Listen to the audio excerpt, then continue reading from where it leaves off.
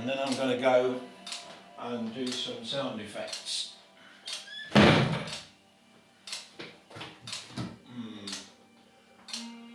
Cereal, breakfast, sausages, egg, toast, marmalade. I like marmalade.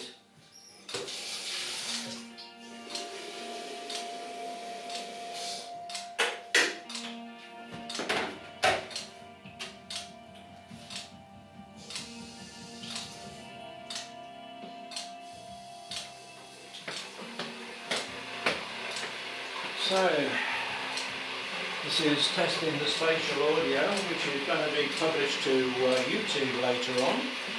Hopefully we get a reasonable quality recording, and those of you who are watching live on 360 and even with the video recording will get an idea of the rig that I've set up with the tripod, smartphone, Insta361 and my Ricoh Theta V with my microphone attachment for spatial audio.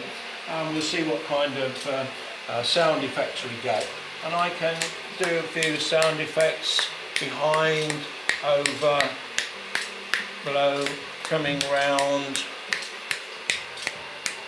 to see if the sound follows me.